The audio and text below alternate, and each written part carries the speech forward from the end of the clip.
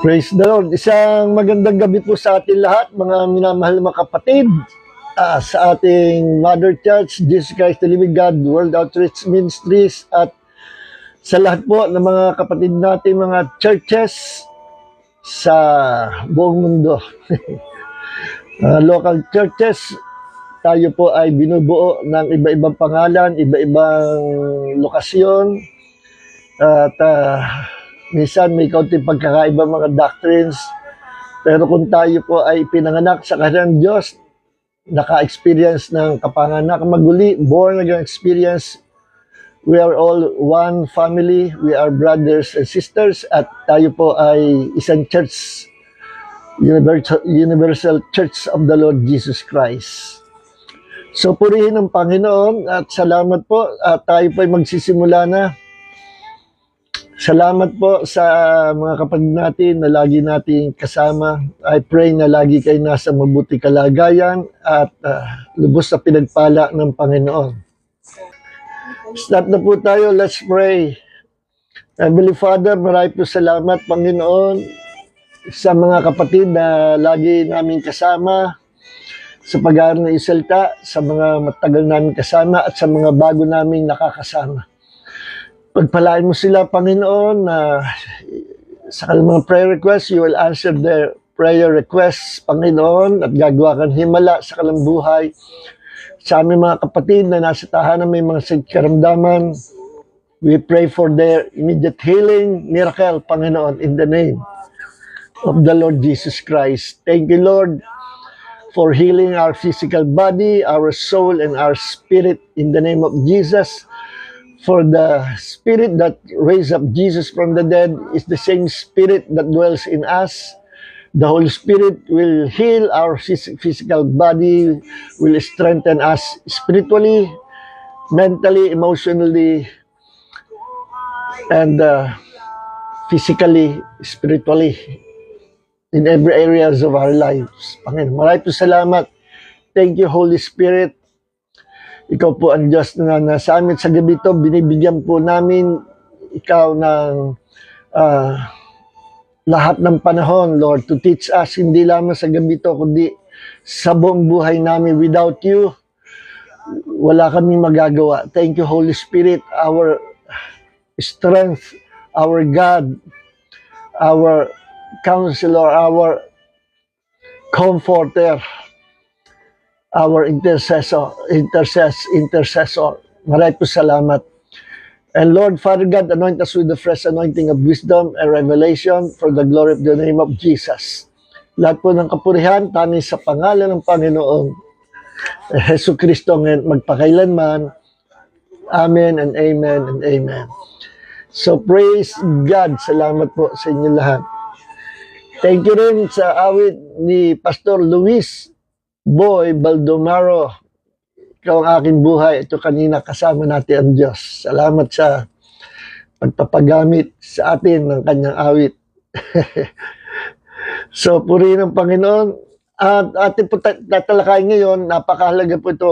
Isa sa mga major doctrine ng tunay na Christianity is the deity of the Holy Spirit. Tinalakay na po natin ang the deity of the Lord Jesus Christ. Napatunayan po natin sa lahat ng angle, sa lahat ng angulo na Jesus Christ is truly God.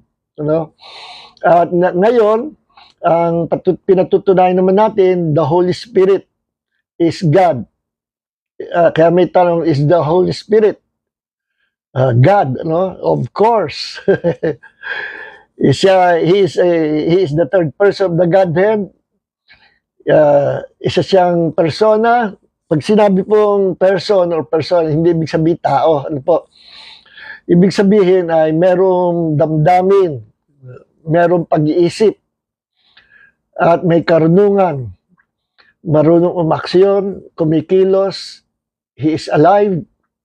And the Holy Spirit is not only alive, He is the giver of life. And He is life. Okay. At kaya mahalaga pong pag-aralan ang itong two major doctrines ng Christianity. Pag wala nitong doctrines na ito, hindi talagang Christianity, kundi cult religions. Dahil majority ng cult religions of the world believe that Jesus Christ and the Holy Spirit are not God. Ang God lang daw ay the Father. No? At sinasabi nga ng ibang cult churches na meron lang isang Diyos. At yan ay ang Ama, God the Father. Of course, God the Father. No? Pero may mga scriptures that will prove that Jesus Christ, God the Son, is truly God. No? At gayon din, the Holy Spirit is not just an ordinary power kagaya ng tinuturo ng iba religion. He is not just power. No? He is the third person of the Godhead, the Holy Spirit. Kaya yan, pinuprove po natin. No? Ito po yung part 2. Yung part 1, tinalakay po natin, no? Na malinaw na kung bakit ang Holy Spirit ay tunay na Diyos, the deity of the Holy Spirit. Kasi meron siyang attributes na kagaya ng sa Diyos. Yung attributes ng iisang Diyos ay nasa Holy Spirit. Yung attributes ng iisang Diyos na kay Jesus din. No? Actually, we have one God. No? Nung sinabi ng Panginoon sa Deuteronomy chapter 6 verse 4, "Hear, O Israel, the Lord your God is one." No? One. No? One Lord. Yung one doon, pinaluwag natin last week na Echad. Echad ang ginamit na Hebrew word. No? Yung Echad ay hindi yan numerically one, kundi yan ay nangangahulugan na pinapag-isa, no? Or united, unified, united together. No? Yun ang Echad, pinag-isa, ginawang isa. Pero not numerically one. No? Yun ang Echad. At ang Echad, ang ginamit din po na Hebrew word nung nilikha ng Diyos si Adam and Eve, at sinabing, "And the two shall become one," Echad, one flesh. Si Adam and Eve ang unang nilalang na nilikha ng Diyos. Sila ang ating kauna-unahang magulang na nagkasala. No? Sila ay sa ikinasal ng Diyos sa Garden of Eden. Pagkakalikha pa lang sa kanila, sila ay husband and wife. Ano? Kaya dineclare na the two shall become one flesh. At lagi natin dinideclare ang pagka nagkakasal tayo during wedding ceremony, at sinasabi natin yung ikinasal, the two shall become one flesh. Doon galing yun sa Genesis, nung binanggit na si Adam and Eve, became one flesh. Yung salitang one ay Echad. No? Pero kahit sabihin natin ang dalawang mag-asawa ay one flesh na, numerically, they are still two persons. No? Dalawa pa rin sila. Pero bakit sinasabing they become one? No? One flesh. One flesh and one in spirit. Kasi pinagsama sila ng marriage covenant. No? Kinoconsider na isa lang sila. No? And they are unified together. No? Okay, ganun din ang ating triune God or our Trinity. Sabi ng iba, wala namang word na Trinity sa Bible eh. Walang word na Trinity sa Bible. Maraming words na ginagamit ang mga theologians na acceptable naman sa masa, acceptable sa mga tao, acceptable sa mga Bible scholars, sa mga theologians. No? Pero ang nakakainitan ng iba, ng mga hindi naniniwala sa Trinity, yung word na Trinity. Wala silang angal sa ibang words na ginagamit ng mga theologians, acceptable sa kanila kahit wala sa Bible. No? Pero pagdating sa Trinity, yun ang tinalalaban nila at sinasabi, wala namang Trinity sa Bible, hindi tinuturo ng Bible ang Trinity kasi walang word na Trinity. Mahilang argument po yan. Hindi ibig sabihin na wala yung word na Trinity, hindi na tinuturo sa Bible. In fact, napakarami pong talata sa Bible. Ano? Dito na lang sa pag-aaral natin, daming scriptures dito. Yung iba, hindi natin matatalakay sa sobrang dami. Na pinuprove that the Holy Spirit is truly God. No? Kaya lang, sobrang dami nga, magbibigay tayo ng ilan. No? So yung word na Trinity, wala sa Bible, pero yung teaching, yung doctrine, yung truth about God, that God is one God, and inside that one Godhead, there are three divine personalities or three divine persons. No? The Father, Jesus, and the Holy Spirit. No? Kahit iisa ang Diyos. No, sabihin nga ng Panginoon sa Deuteronomy chapter 6 verse 4, Hear, O Israel, pakinggan nyo, O Israel, ang inyong Panginoon Diyos ay iisa. For the Lord your God is one, or one Lord. Echad, meaning, ang inyong Panginoon Diyos ay nagkakaisang Diyos. Sila ay iisa, nagkakaisa kasi. At sa simula, hindi sila pwedeng mag-away o maghiwa-hiwalay o yung isa ay nagrebelde sa lahat. Walang ganyan. Ano? Kasi actually, Jesus and the Holy Spirit both came from the Father. At ang Panginoong Jesus at ang Holy Spirit ay iisa at kaisa. At both of them came from God the Father. Isinugo lang sila. Okay? At ang Panginoon Diyos, ang iisa natin Diyos, nagpakilala as three divine persons. No? Kung yun ang pinakilala ng Ama, wala tayong magagawa. Huwag ka nang umangal, huwag mo nang kontrahin. Yun ang ginawa ng Diyos, nagpakahig siya sa tatlong persona. Kaya rin gawin ng Diyos na magpakahig siya sa 10 persona kung gusto niya. With God, all things are possible. Basta itong tatlo, the Father, Jesus, and the Holy Spirit, iisa ang pinanggalingan nito. They are one God. Ito bumubuo. These three are the members of this one God. The God of Israel and the God of the Bible, the God of Christianity. Okay? God can do all things. He is omnipotent, no? All-powerful. Sa Book of Revelation, di ba? Merong senaryo doon na sa halapan ng luklukan ng God the Father and nag-manifest ang Holy Spirit. And the Holy Spirit became the 7 spirits of God. Kita nyo? Nagpakahig siya as 7 spirits. Yung 7 spirits na yon, hindi 7 different spirits, kundi iisa. Yung 7 spirits ay iisang pinagmulan. The Holy Spirit. Dinivide niya ang kanya sarili into 7. Bakit into 7? Nagpakahig siya doon, sa harapan ng trono ng Ama, nire-represent niya 7 Spirit of God that the Father, God the Father, sent to earth. Yun ang pinadala sa mundo. May kanya-kanyang mission sila, may kanya-kanyang pangalan at purpose, yung 7 Spirits of God. Pero sila ay iisang Holy Spirit na dumami, naging 7. Kayang gawin ng Panginoon nyo. May purpose kaya naging 7. At saka natin talakayin yun, but naging 7. Pero iisa lang. Kasi mayroong purpose. Mayroong dahilan to empower God's people. Saka natin talakayin. But actually, there's only one Holy Spirit na tinatawag sa Bible. At pwede siya mag-manifest kahit ilang spirito. God can do all things. Ganyan din ang ating Godhead, ang ating isang Diyos. Kung ginusto niya na magpakahig siya as 3 divine persons, wala tayong magagawa. Inside that one God, there are 3 divine persons, the Father, Jesus, and the Holy Spirit. Okay. Doon sa Deuteronomy chapter 6, verse 4, sabi ko kanina, Echad ang ginamit, hindi Yakid. Kung ginamit ay Yakid, literal, numerically, God is only one person, one being, and one person. Kaso hindi Yakid. Yung Yakid ay literally or numerically one. No?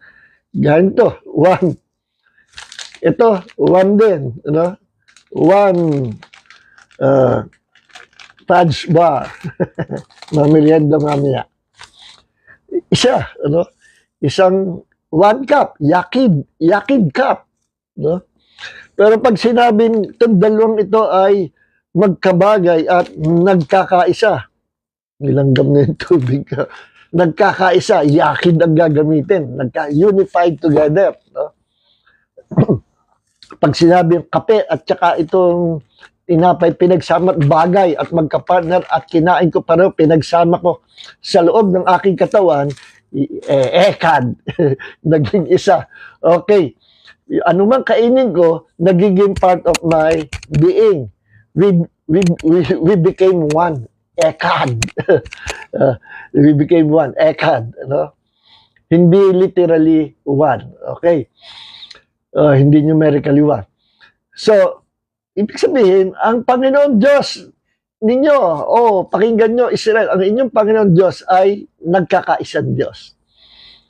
Ang ginamit ng Diyos na title niya, when He created the whole universe into existence, sa Genesis chapter 1, when He created all things, no? Sa Genesis chapter 1 ay pinakita, chapter 1 pa lang, siya sabi, God said, let there be light. God said, let there be earth. God said, let there be. God said, let us make man in our image after our likeness. Yung salitang God doon, sa Hebrew ay Elohim. Plural form ng singular word na Eloah or El. Pag literally, numerically 1 ay El or Eloah. No? Pag gusto mong paramihin, more than 1, lalagyan mo ng im sa huli. Elohim or Elohim. More than 1 yun. Kaya, nung ginamit niya sa Genesis chapter 1, Elohim said, let there be light. Elohim created everything, both in heavens and on earth. Elohim created man in His image after His likeness. Meaning, inside that one God, there are 3 distinct personalities or persons na kumikilos.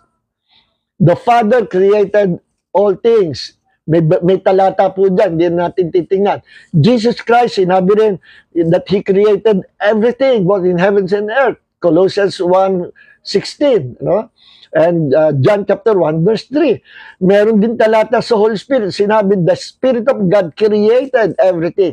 So, lahat sila, the Father, Jesus, the Holy Spirit, sila ang author, ruler, authority, origin of God's creation. That one God with 3 persons. Okay? So, kapag hindi pinaniwalaan ng isang religion o isang church ang Trinity, one being with 3 persons, that is a cult church. At yung religion, they are cult religions. Ang Buddhism, di naniniwala sa Trinity. Ang Islam, di naniniwala sa Trinity. Ang Taoism, hindi naniniwala sa Trinity. No? Yun ang sinasabi ko. Kasi, they are members of the cult religions.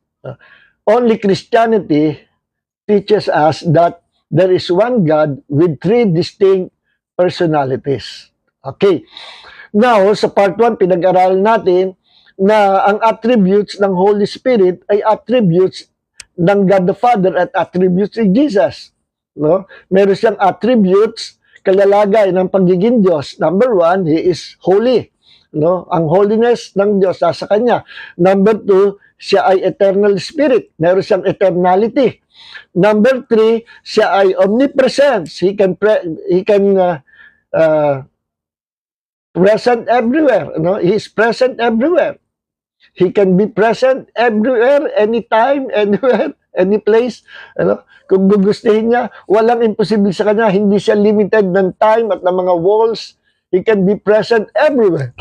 Omnipresence. Siya din ay omnipotent. Ang Holy Spirit. Meron siyang omnipotence, all-powerful. Siya rin ay omniscience. He is all-knowing God. So itong mga major na attributes na ito, na ang Diyos lang ang meron. Wala tayo niyan. Merong attributes of God na ibinahagi sa atin. Meron tayo. Pero hindi naman tayo Diyos. Ano yun? Yung holiness, righteousness, goodness, kindness, pagiging mahabagin, maawain, faithfulness. Those are yung natural attributes of God na meron ang tao, binahagi sa tao. Pero itong binabasa, pinag-aaral natin na attributes of God na wala ang tao, itong pagiging eternal. Tayo po ay pambuong buhay na rin tayo because God gave us His life. Ano? Pero hindi tayo kagaya ng Diyos na walang pinagmula, walang pasimula, wala ring ending. Kung tawagin ay ang Holy Spirit, both the Father, Jesus, the Holy Spirit, sila tatlo, ay merong eternality. Walang pinagmulan, wala ring katapusan. Walang ganyang tao. Ang Diyos lang meron yan. Tayo mabubuhay sa buong eternity kasi pinangakuan tayo because we are now in Christ. Umangkas tayo sa author of life. No? Kaya tayo mabubuhay forever. Pero yung kalikasan ng eternality, wala tayo niyan. No? Ang Diyos meron niya. At ang Holy Spirit meron. No? Kalikasan pagiging all-powerful, ang Diyos lang ang meron yan. Pagiging present everywhere, ang Diyos lang ang meron yan. Pagiging all-knowing, ang Diyos lang ang meron yan. Okay? At lahat ng yan, nakalalagay ng pagiging Diyos, meron ang Holy Spirit. Hindi ko nababasahin ang mga talata ano po, para makasave tayo ng time. Alam niya, pakinggan niyo yung last, nung Tuesday, yung Bible study part 1. No? Now, hinihalintulad din ang Holy Spirit na hindi halintulad. Pinakita rin sa Bible na laging binabanggit magkakasama ang tatlo, no?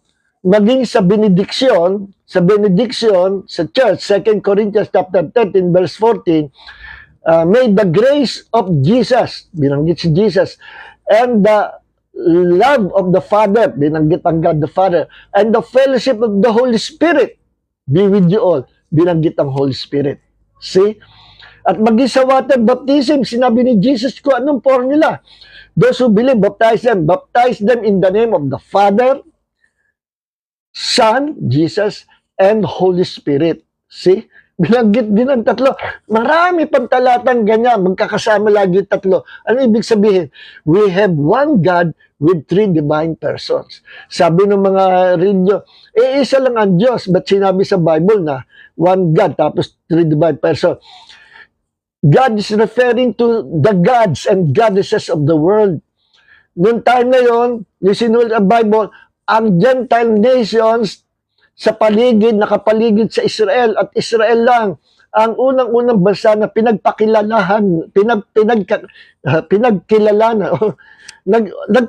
ang Diyos unang-una sa Israel. Inintroduce niya una-una sa Israel ang kanya sarili, that I am this one true God. No? Siya sabi niyan, iisa lang ako. Do not make another gods. No?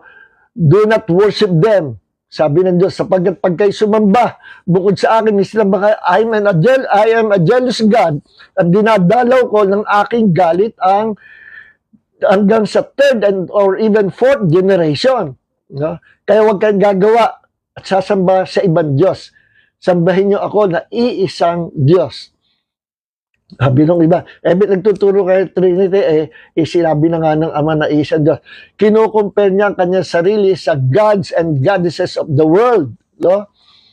But actually, we have one God, one being, and inside that one Godhead, there are three divine persons. So, matatawag natin, we have a triune God, one God, na kung tawagin ay Trinity. Okay? Now, sabi ng iba, yung word na Trinity wala sa Bible. Turo kayo to Trinity. Maraming words po wala sa Bible pero acceptable sa mga theologians at Bible scholars. No? Kagaya ng word na regeneration o ng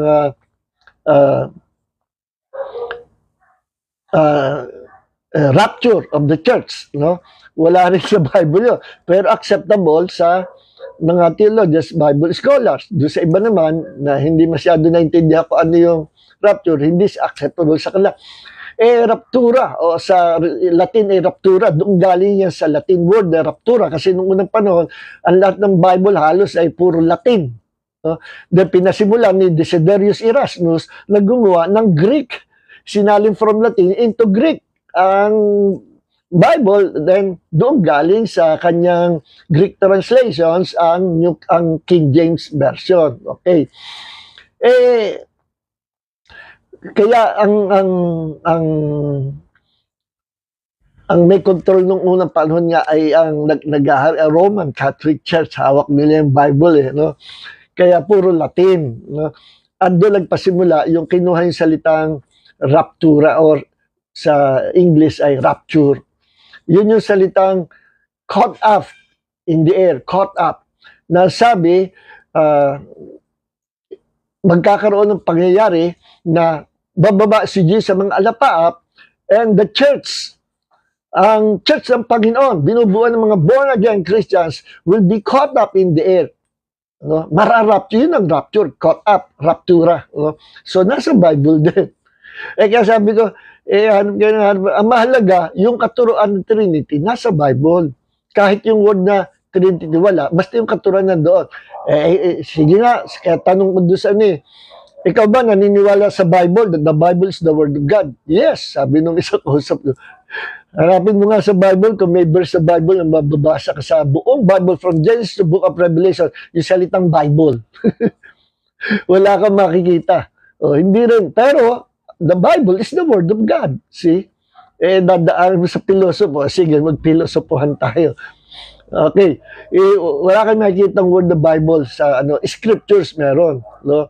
Scriptures, laws of God, precepts of God, logos, rema, etc. Pero, Bible, word of Bible, wala. Sa Greek po kasi ibig sabihin, the book of books, library of books. Okay.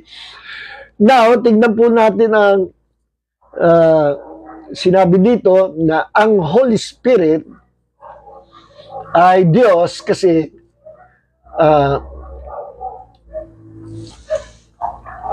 tinawag siya Diyos. Buksan po natin ang Acts chapter 5 verse 3. Ito po yung teka. Tingnan natin sa Bible. Acts chapter 5 verse 3.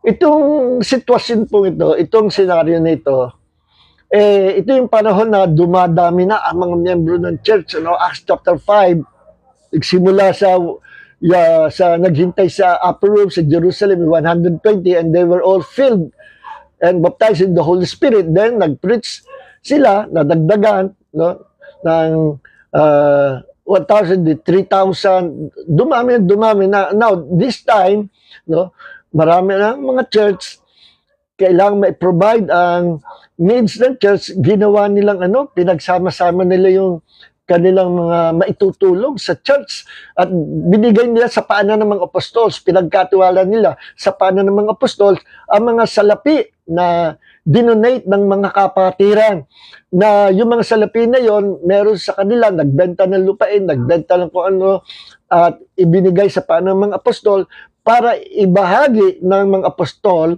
sa mga miyembro ng church pangkain at kung anumang pangangailangan. So, ngayon, merong mag-asawang si Ananias at si Sapphira, nang ginawa nila, nagbenta sila ng property. Basahin natin ang verse 1. But a man named Ananias, with a wife, Sapphira, sold a piece of property and kept back some of the proceeds for himself with his wife's full knowledge. And bringing a portion of it, he laid it to the apostles' feet.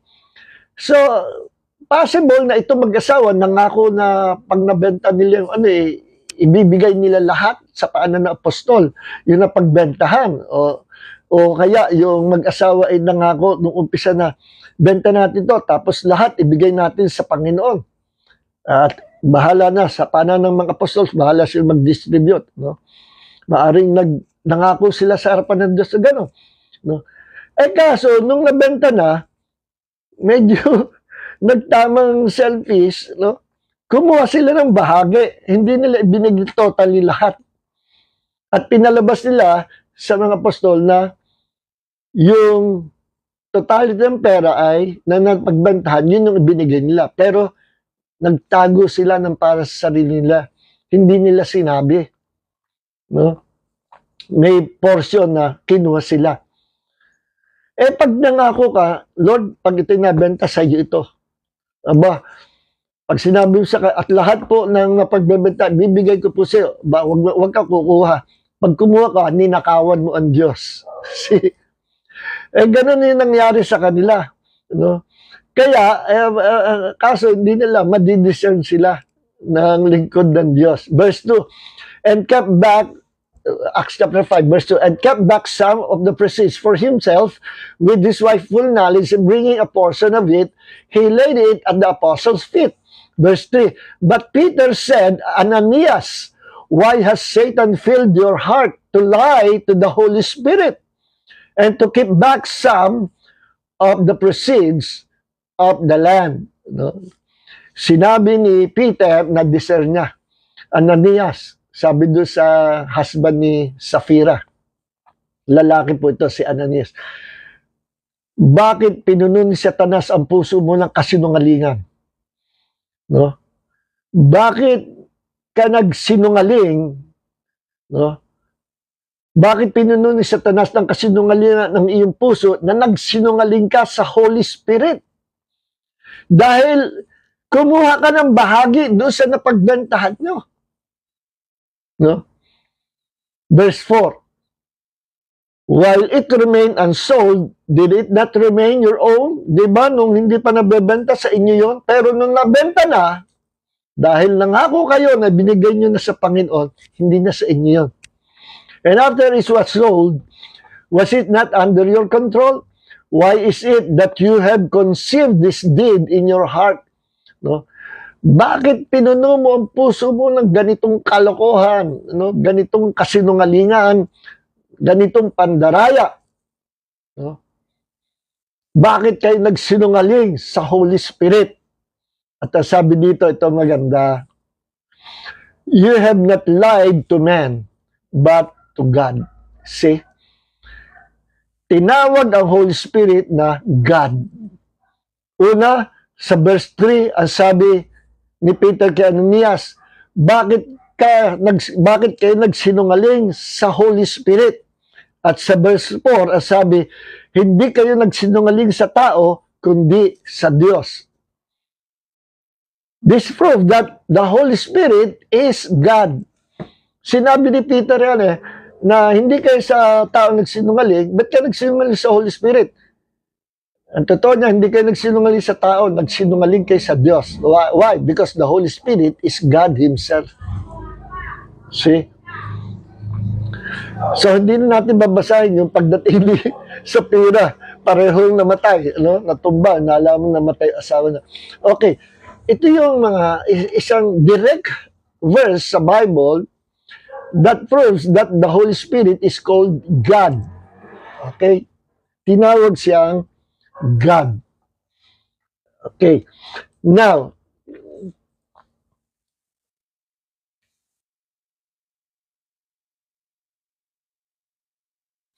dito sa 1 Corinthians chapter 3 verse 16.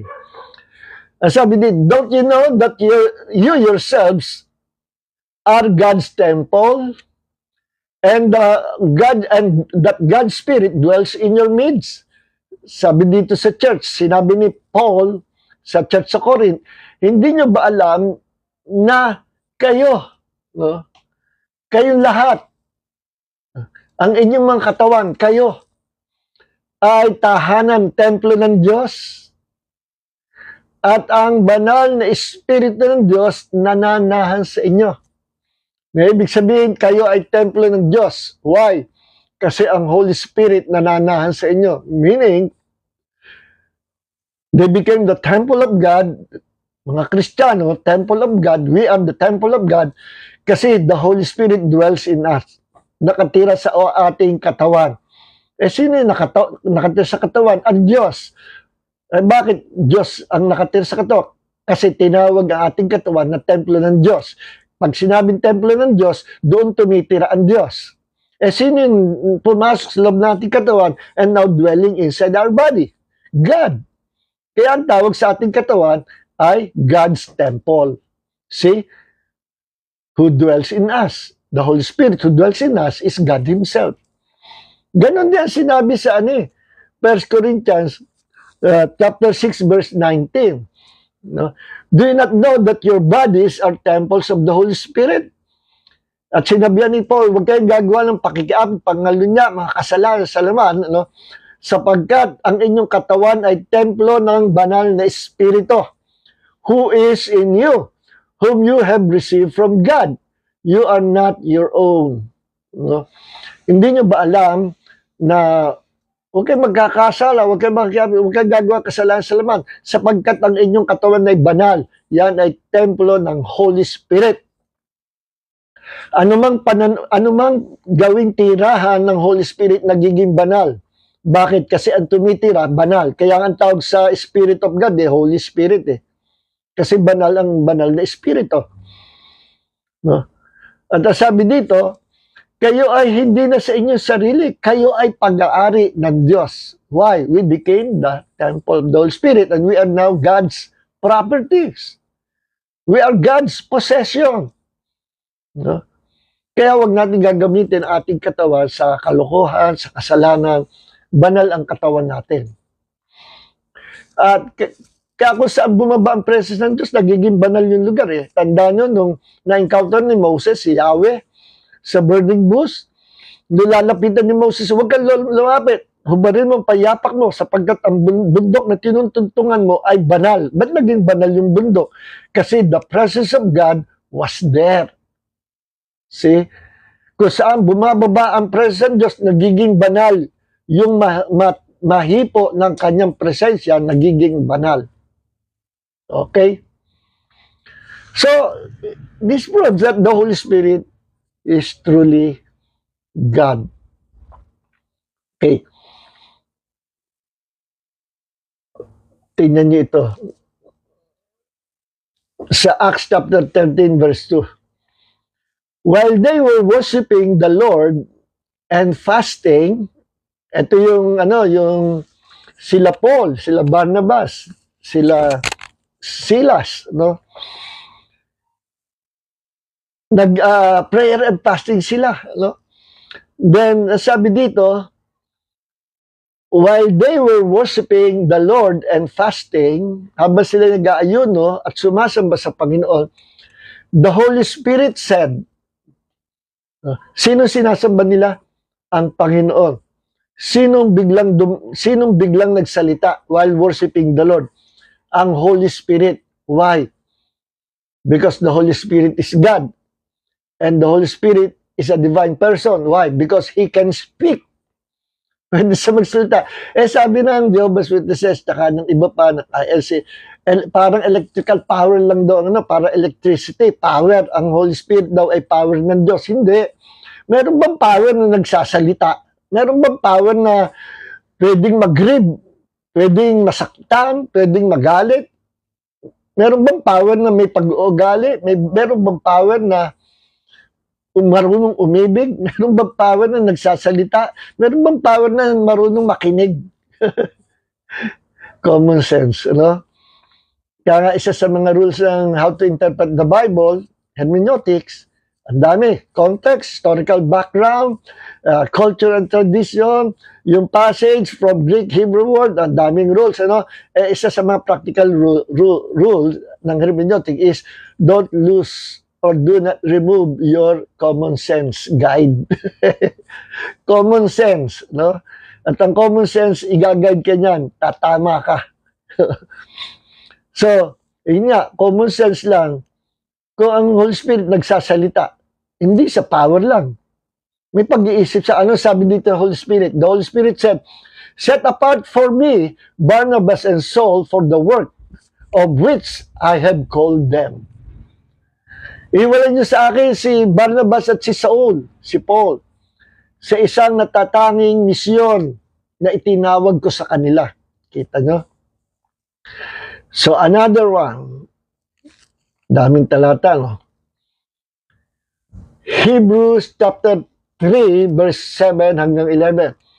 So, as the Holy Spirit says, ayan na naman, nagsasalita na naman ng Holy Spirit.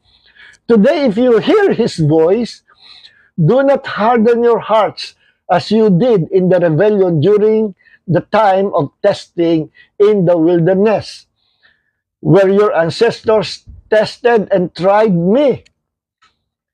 Though for 40 years they saw what I did. Referring to God's people, Israel, during Moses' generation, ang titigas ng ulo ng Moses' generation, complain ng complain, murmur ng murmur, wala kaming pagkain, wala kaming tubig. Ano ba, Moses, dinala ba kami ng iyong Diyos dito sa ilang, sa disyerto, just to die in this wilderness? Ibalik mo na kami sa lupain ng Egypt. Ano, sakit ng ulo ni Moses. At ang Panginoon ay timping-timping, full of patience. Ang tagal na nagpasensya, pero dumating ang time, hindi na natapos yung kanyang patience. At sinabi na kay Moses, Numbers chapter 14, verse 28, Moses, sabihin mo sa aking bayan, kung ano yung sinabi nila sa aking pandinig, yun ang gagawin ko sa kanila. Kasi paulit-ulit, murmur, complain ng complain. Ano? Mamamatay kami dito sa disyerto, hindi kami makakarating sa promise. Puro nega sila, negative. Kaya sabi ng Diyos, kung ano sinalita nila sa pandinig ko, kung ano narinig ko sa pagko-complain, yun ang gagawin ko sa kanila. Ganyan po ang karakter ng Panginoon. Iaalaw niya kung ano yung gusto mo. Ibibigay niya kung ano yung gusto mo. Ayaw mo sa kanya, go ahead, umalis ka. Gusto mo kay Satanas, ibibigay kita kay Satanas. No? Gusto mo maghirap, yun ang paniniwala mo, bibigay kita sa kahirapan. Gusto mo magkasakit, so be it. Kaya sabi niya doon sa dalawang bulag, sabi ni Jesus, anong gusto niyo mangyari? No? Kita ni Jesus bulag, Lord, gusto po namin makakita. Naniniwala ba kayo? Kaya ko gawin? Opo, kaya. Be it unto you, according to your faith, mangyari sa inyo, ayon sa inyong pananampalataya. At nung gumaling na, pinagaling kayo ng pananampalataya nyo. See? Kikilos ang Diyos, basta meron tayong faith. So dito, at titigas ka ang ulo, sabi ng Holy Spirit, maganda itong talatang ito eh. Tingnan nyo ha. Ulitin natin, Hebrews chapter 3, verse 7 hanggang 11. So as the Holy Spirit says, sabi ng Holy Spirit sa Moses, sa mga Israelites, today if you hear His voice, do not harden your hearts as you did in the rebellion during the time of testing in the wilderness, where your ancestors tested and tried me, though for 40 years they saw what I did. Huwag kayong gagaya, huwag magiging matigas ang inyong puso. Huwag kayong gagaya sa inyong mga magulang noong unang panahon na naging matigas ang ulo, matigas ang puso. Na nung sila ay sinubok mo, tinesting, no?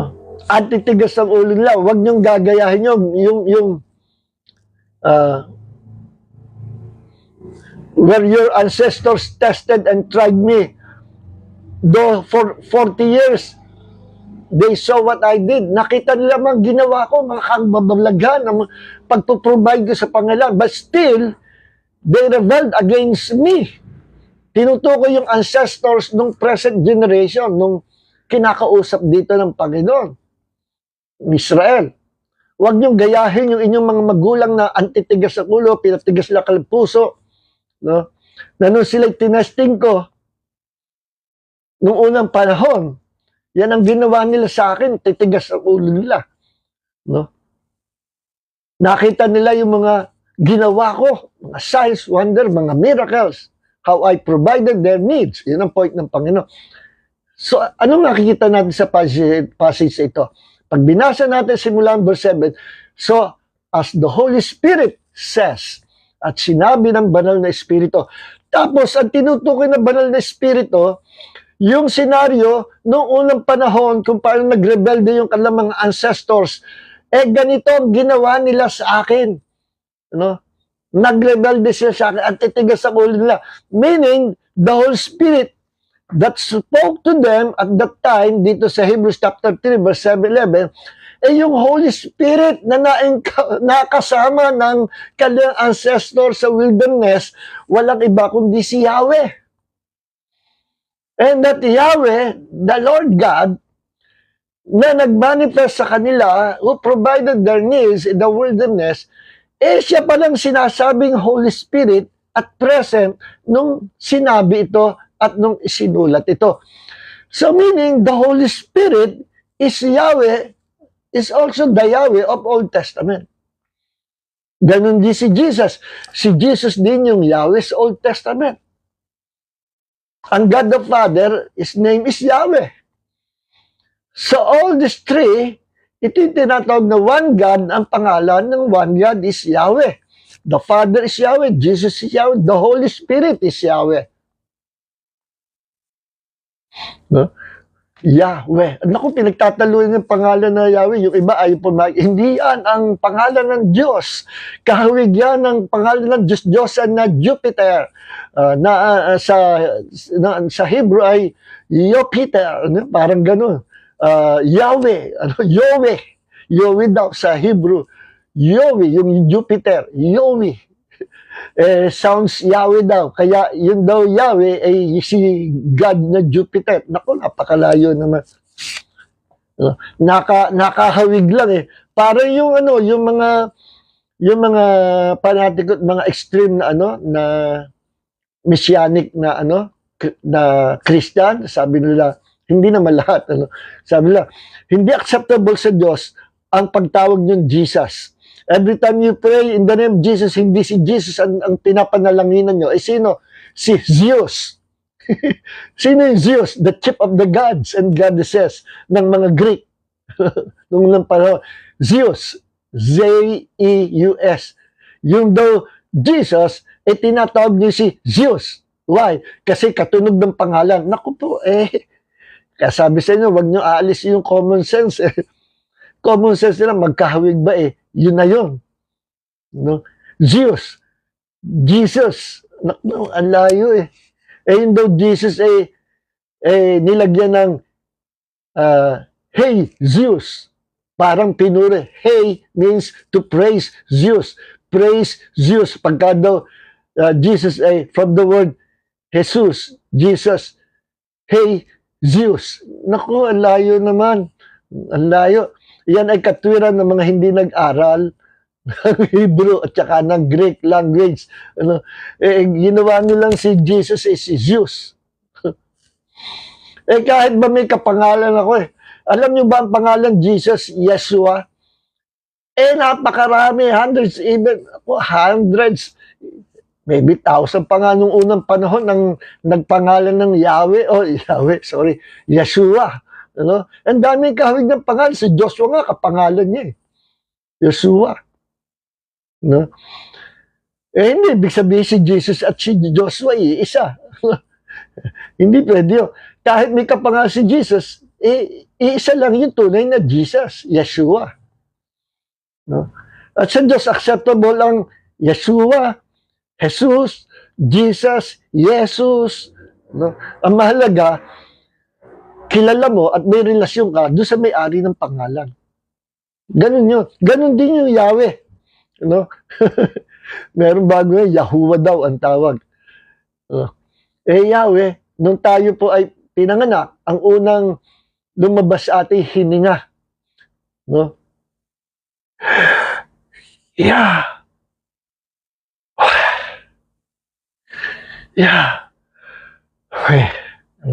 At hanggang sa naghihingalo, mamamatay naghihingalo,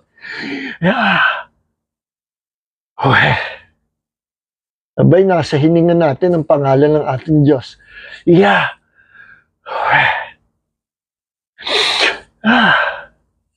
Yung Diyos na kasakasama nila Moses pala, yun ang Holy Spirit. At alam niyo po ba, ang Diyos na kasakasama nila, yun din si Jesus. Christophany, yung manifestation ni Jesus before na siya magkatawang tao. Ganun din, kasakasamang Holy Spirit at that time. So, kasi iisa nga yung ating Diyos, the Father, Jesus, the Holy Spirit. Okay. Now, merong pag-usapan, His divine works. He is God because meron siyang ginawa na Diyos lang ang makakagawa, ang Holy Spirit. Kagaya halimbawa, Genesis chapter 1, verse 2. Now the earth was formless and empty, darkness was over the surface of the deep, and the Spirit of God was hovering over the waters.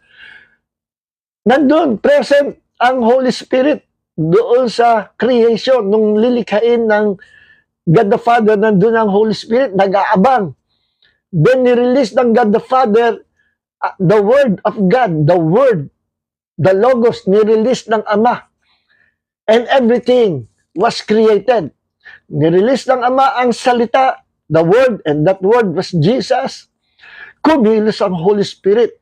The Word, together with the Holy Spirit, they created everything. So, lumika, the Father, Jesus, the Word, and the Holy Spirit. Okay? Sa Luke chapter 1, verse 35, no? Sabi ni Mary kay Gabriel, paano ako magdadalang tao? Sabi ni Gabriel, ito ang good news, magdadalang tao ka, papanganak mo. No? Ang Diyos, you will call His name, Emmanuel, God with us, Jesus, the Lord, our Savior. At nanganak ka ng bata lalaki. Sabi ni Mary, paano mangyayari? I'm still a virgin. Ako'y engaged to be married sa jowa ko, kay Joseph. Dalaga pa ako. Sabi ni Gabriel, lilimliman ka ng Holy Spirit. The angel answered, the Holy Spirit will come on you, and the power of the Most High will overshadow you, so the Holy One to be born will be called the Son of God. Magdadanta ka, lilimliman ka ng Holy Spirit. Ano ibig sabihin? The Holy Spirit will give life, nagbibigay ng buhay sa kanya, sinapupunan, doon ilalagay ang seed of God, iba ko di si Jesus, na bibigyan buhay ng banal na Espiritu. So, nagdalang tao si Virgin Mary, nagbunga, pinanganak ang Panginoong Jesucristo through the Holy Spirit. Overshadowed her. Okay? Ano pa? So, the Holy Spirit gives life. Colossians chapter 1, verse 19, ang sabi dito, for God was pleased to have all His fullness dwell in Him. Nalulugod daw ang God the Father na ang kanyang kapuspusan ay manahan kay Jesus. Paano mananahan ang kapuspusan ng Ama, God the Father, kay Jesus? Through the Holy Spirit. No? So, na kay Jesus, nung siya naging tao, ang kapuspusan, the fullness of the deity of God dwells in Him. Paano nangyari yun? Nangyari yun nang ang banal na Espiritu ay manahan kay Jesus. Acts 10:38, Jesus was anointed by God, doing good, healing all those who are oppressed by the devil. At ang banal na Espiritu ay nananahan kay Jesus. Kita nyo sa Jordan River na siya na-baptize, yun ang pasimula ng banal na Espiritu na nanahan kay Jesus. Kailangan manahan ang banal na Espiritu kay Jesus to empower Him. Kasi hinubad niya yung kanyang pagiging all-powerful. Hinubad niya yung pagiging omnipresent, pagiging present everywhere. Hinubad niya yung kanyang pagiging all-knowing. Nung siya ay naging tao.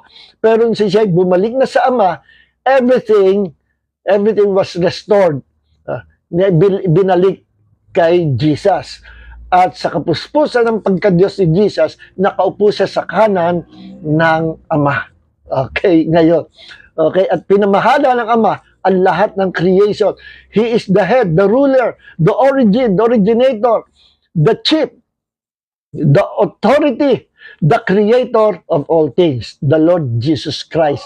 And everything, lahat ng bagay, buong creation, lahat ipinamana ng Ama kay Jesus. Sapagkat si Jesus ang nag-represent sa Ama na hindi nakikita. Hindi pwedeng makita ng tao. Okay? Kaya sabi nga walang makakita sa Ama na mabubuhay. Yes. Kaya nga, ang God the Father, I believe, hindi siya bumababa sa lupa. Ang pinabababa niya si Jesus at ang Holy Spirit. Sino yung bumaba sa Mount Sinai? Si Jesus. Kausap ni Moses. Sino yung nakita sa burning bush? Si Jesus. Sino yung Diyos na kumikilos sa Old Testament? Si Jesus and the Spirit of God. Both of them, sila yung active na Diyos na kumikilos. The Holy Spirit and Jesus is called Yahweh, God. Sila yung nag-represent sa Ama na hindi nakikita. No? Okay, ano pa?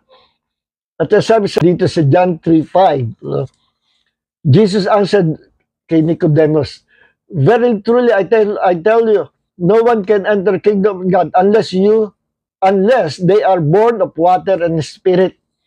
Ito yung tawag na born again experience or regeneration. Paano naboborn again ng tao? Ang ginamit agent ng God the Father ay walang iba kundi ang water and the Spirit or the Holy Spirit. Kung walang Holy Spirit, hindi maboborn again ang sinumang tao. Kung wala yung water, hindi maboborn again ang sinuman. Ano ba yung Spirit?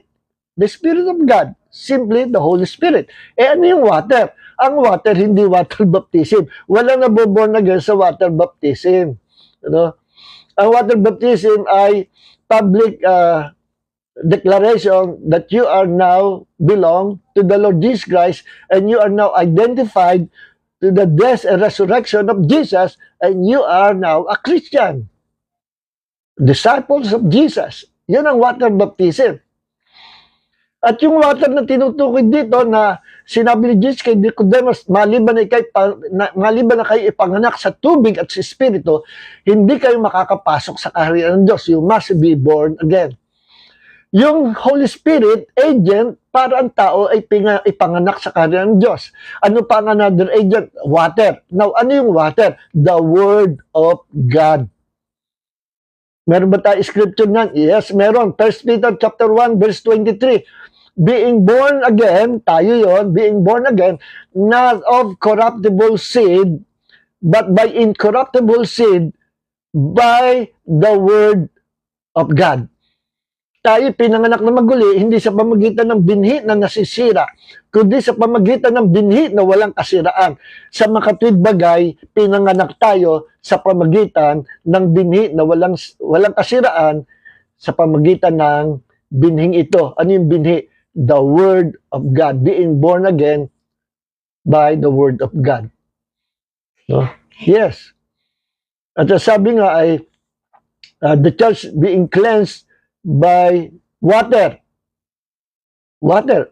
By the Word of God. Ephesians chapter 5 verse 26. Tinawag ang tubig na Word of God. Sa 1 Peter chapter 1 verse 23, tinawag ang salita ng Diyos na binhi naman. Binhi. At yung daw binhi yun, ang dahilan kung bakit tayo ipinanganak na maguli. And that binhi, yung binhi na yun, walang iba kundi ang Word of God. So dito, ang water ay Word of God. Isa pang katangian ng Word of God, ang salita ng Diyos, naglilinis kasi ng buhay ng tao. Bumabago ng buhay ng tao. Nagiging malinis, nagiging banal, nagiging matuwid. Yan ang kapangyarihan ng salita ng Diyos.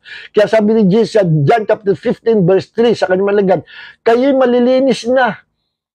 Kayo'y malilinis na, nilinis na kayo sa pamagitan ng salita ng Diyos. Okay. So, naglilinis sa salita ng Diyos. Okay. Kaya ang Holy Spirit ay agent para ng isang tao ay maborn again. He gives life sa atin. Okay. Kaya sabi ni Jesus sa John chapter 6 verse 63, the Spirit gives life. Sino pwede magbigay ng buhay? Kaya ba magbigay ng tao ng buhay? Hindi. Ang tao nangangailangan ng buhay. Kaya sabi ko nga, doon sa mga taga-INC at Jehovah's Witnesses, kung si Jesus ay ordinary human being, meron bang human being, tao, na may power to give life? At sinabi ni Jesus, I give life. I come that you might have life and have it abundantly. Si Jesus ang the giver of life. So kung si Jesus ay tao lang, meron bang tao sa mundo may kapangyarihan magbigay ng buhay? Wala. Sapagkat ang tao ay temporal or temporary. Ang tao ay mortal. May kamatayan tayo. At time will come, magiging mga immortal tayo. Mabibihisan tayo ng mga katawang hindi na masisira, hindi na tatanda, hindi na magkakasid at tawag na glorified body. Okay, pero ngayon, lahat tayo mamamatay. Kailangan natin ang buhay ng Diyos or else forever will be doomed forever sa lake of fire. Kaya we need the life of God. And that life is in us. That is eternal life given to us by the Lord Jesus Christ, the giver of life. See, I come that you might have life and have it abundantly. So, same with the Holy Spirit. The Holy Spirit is also giver of life. No? And the Holy Spirit, in fact, siya yung, basahin natin, John 6:63. The Spirit gives life, the flesh counts for nothing. The words I have spoken to you, they are full of spirit and life. Kita nyo? Giver of life, ang Holy Spirit. Ang Romans 8:11, ang sabi dito, and if the Spirit of Him who raised Jesus from the dead is living in you or dwelling in us, He, the Holy Spirit, who raised Christ from the dead, will also give life to your mortal bodies because of His Spirit who lives in you. Kung ang banal na Espiritu na bumuhay kay Kristo nung siya ay patay, yan ding banal na Espiritu na yan, na nananahan sa bawat isang Kristiyano, na totoong Kristiyano, ang siyang magbibigay buhay sa ating katawan na mayroong kamatayan. See? The Holy Spirit is giver of life. Why? Because He is God. Only God can give us life. Okay? Common sense lang. So, ang Holy Spirit ay nagpapabanal sa tao. Siya ang source na kabanalan. Pag sinamahan tayo ng Holy Spirit, we will become holy. Yan dahilan kung ba't tayo tinawag ng Panginoon, holy people of God, because now the Holy Spirit is dwelling in us. The Holy Spirit, hindi lang hinipo ang ating katawan, kundi nanahan pa sa ating katawan. That's why our spirit, soul, and body, lahat ng yan, nakabuuan ng pagkatao natin, are all holy. Because we are God's holy people, we are God's possession, and the Holy Spirit is dwelling in us. Kaya tayo ay holy. Romans 15 verse 16, to be a minister of Christ Jesus to the Gentiles, He gave me the priestly duty to proclaim the gospel of God so that the Gentiles might become an offering acceptable to God, sanctified by the Holy Spirit. Ang mga hentil ay pinabanal ng banal na Espiritu. No?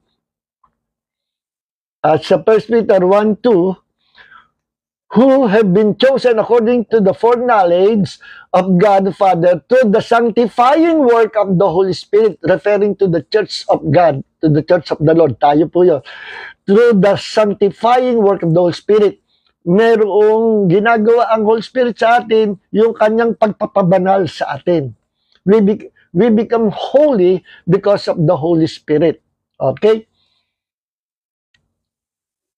2 Thessalonians chapter 2 verse 13.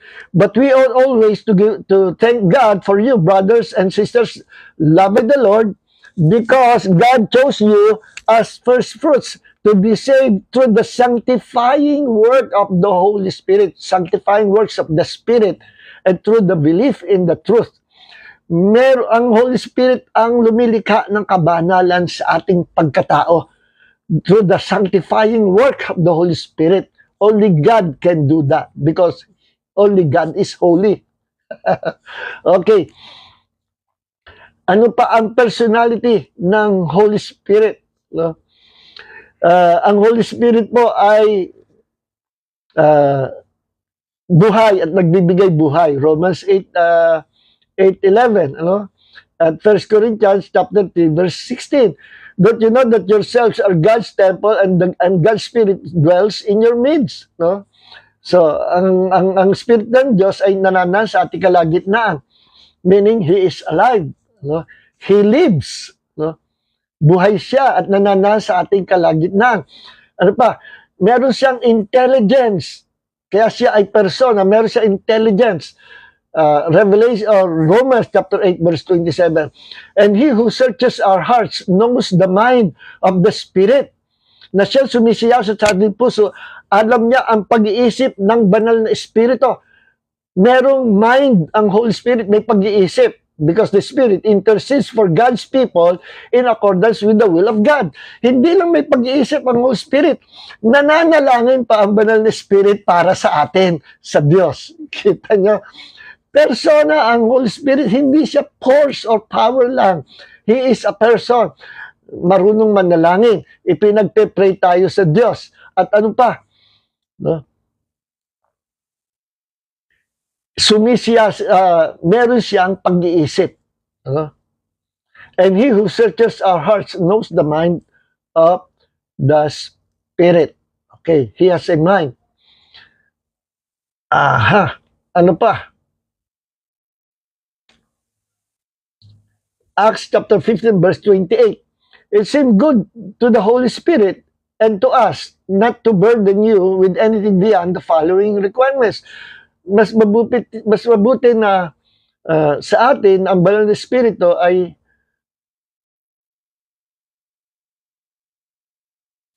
hindi dala ng pabigat pa sa atin na hindi nating makakayanan, kagaya ng mga sumusunod. No? So, ibig sabihin, the Holy Spirit is a person, no? Na pwedeng magbigay sa kanila ng dalahin, no? Responsibility, or magbigay sa kanilang power, o magbigay sa kanilang ability, o magtiwala sa kanila ng gagawin nila, ano? Because the Holy Spirit is a person. 1 Corinthians chapter 12 verse 11. All these are the works of one and the same Spirit.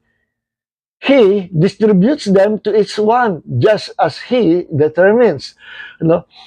Referring to the gifts of the Spirit, ang nagbibigay daw ng iba-ibang kaloob sa body of Christ, sa mga mananampalataya, sa church, ang nagbibigay ng gifts of the Spirit.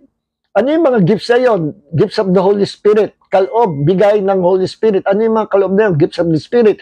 Siyam yun.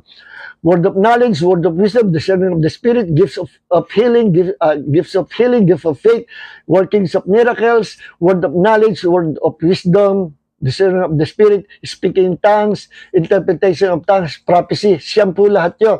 Those are the 9 gifts of the Spirit na binibigay ng Holy Spirit doon sa kanino man gusto niyang pagbigyan. May pag-iisip, marunong pumili, at alam niya kung sinong pagbibigyan na bagay pagbigyan. Depende sa calling natin, depende sa anointing na binigay sa atin ng Panginoon. Sino makagagawa niya? Bakit siya ang pumipili?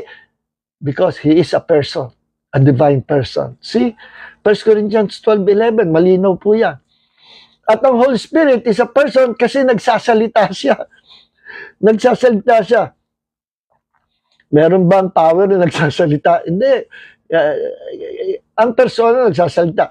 The Spirit told Philip, go to that chariot and stay near it. No? Pina-evangelize ng Holy Spirit kay Philip yung eunuch na nakasakay sa karuwahe. Yung eunuch, tagapag-alaga ng mga prinsesa sa palasyo. Pinasundan kay Philip. The Holy Spirit told Philip. Oh, nagsasalita ang Holy Spirit.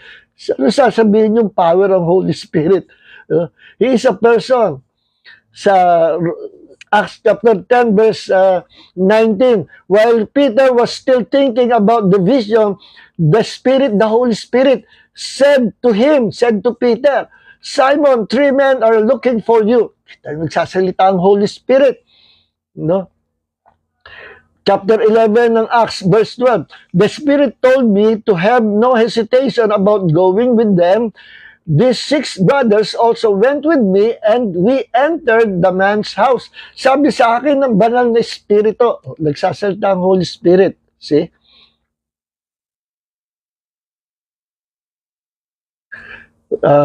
Acts 11:12. Coming over to us, he took. Si Agabus, Prophet Agabus, nagsalita through the Holy Spirit. Sabi ni Agabus, Prophet Agabus, he took Paul's belt, tied his own hands and feet with it, and said, the Holy Spirit says, in this way, the Jewish leaders in Jerusalem will bind the owner of this belt and will hand him over to the Gentiles. Pinrapisay ni Prophet Agabus na sinabi nga, sabi ng Holy Spirit, ganito mangyayari sa'yo pag nagpunta ka pa doon. No? Kita nyo, nagsasalita Holy Spirit. 1 Timothy chapter 4, verse 1, the Spirit clearly says that in later times, some will abandon the faith and following deceiving spirits and things taught by demons. Dumarating ang panahon na maraming malilinlang ng deceiving spirits, demonic spirit.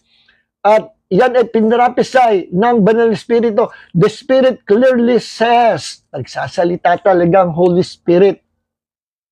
Okay. Ano pa? Meron pa niya sa Acts chapter 10 verse 20, Acts 13 verse 2. Now, ano pa? Marunong makipag-usap ang Holy Spirit.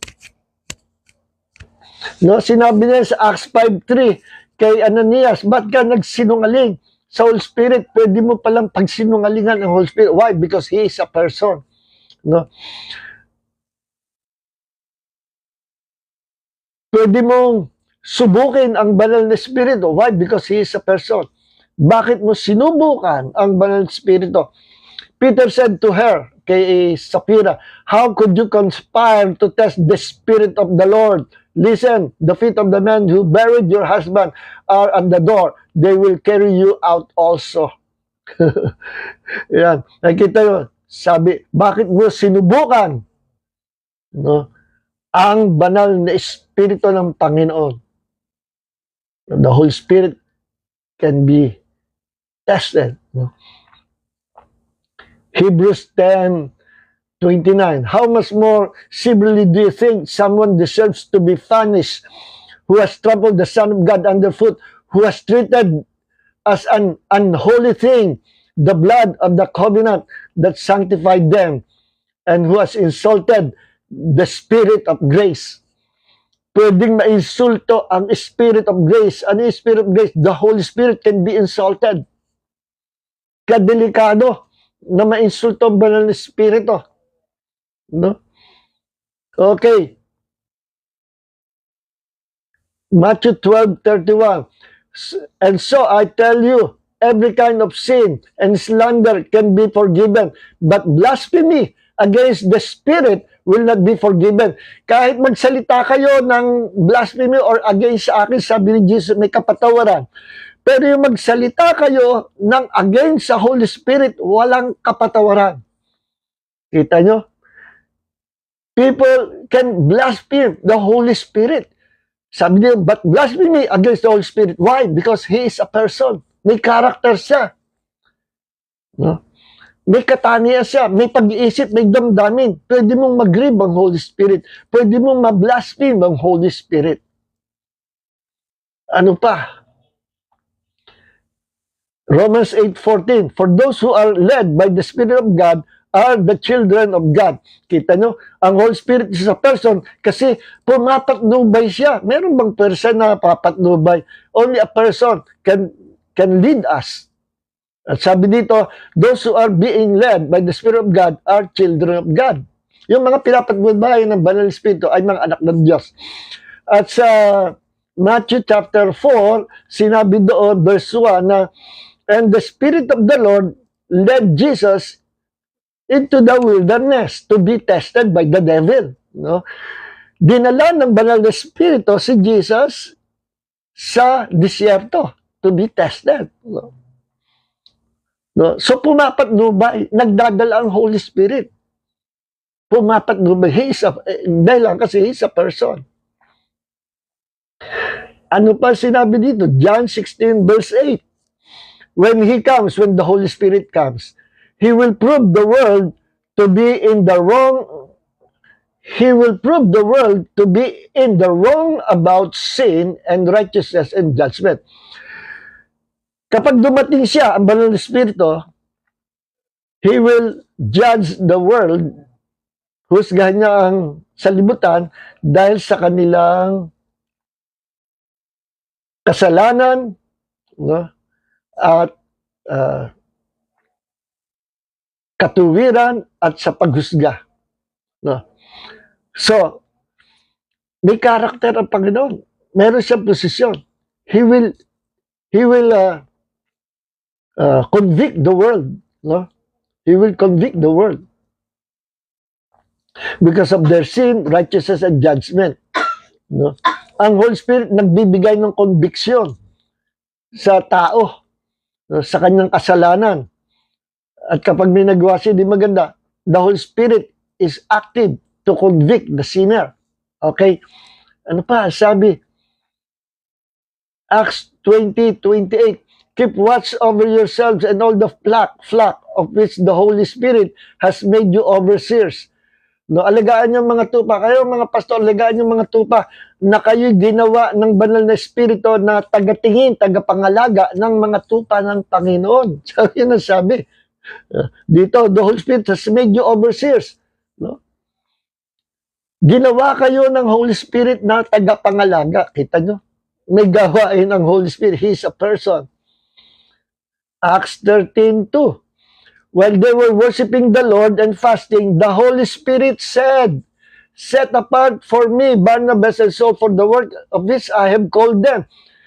Sabi ng banal na Espiritu, ihiwalay nyo sa akin, para sa akin si Pablo at saka si Barnabas sa pagkatawag sa misyon na itinawag ko sa kanila. Okay. That's Acts 13:2. Ano? Isaiah 63 verse 10. Yet they rebelled and grieved His Holy Spirit. So He turned and became their enemy, and He Himself fought against them. At sila nagrebelde at ginrib nila. Pinighati nila ang banal na espiritu. Napipighati ang banal na espiritu. So, listen, mga cessationists, those Christians who do not believe in the manifestation, power, signs, wonders, and miracles, which are the works of the Holy Spirit. Listen, Matthew 12:32. Ingat sa pagsasalita. No? Huwag nyo rin tatawanan, huwag nyo gagawin joke na gaya ng ginagawa ng matatagal ng mga matatanda ng Kristiyano kung kailan tumanda sa kanila ginagawang joke. Ang manifestation and power of the Holy Spirit. Years ago, kung kailan ba yun, gumawa ng seminar. Ano yun? Strange Fire Seminar. At nilait-lait nila ang banal na espiritu, nilait-lait nila ang mga experiences ng mga charismatic at mga Pentecostals na manifestation ng mga naranasan. No? Which are all the works of the Holy Spirit. At sabi nila na yung mga ibang cessationists, no, ingat, ano, sinasabi ng ibang cessationists, those are works of the devil. Nako, delikado yan, kapatid. Kahit pa ikaw ay born again, kahit pa ikaw ay elect of God, kahit pa ikaw ay anak ng Diyos, the moment you sin against the Holy Spirit, no, ano sabi ng Panginoong Hesus? Walang forgiveness even in this life and in the life to come. Marami ngayon nasa hell because of the sin against the Holy Spirit.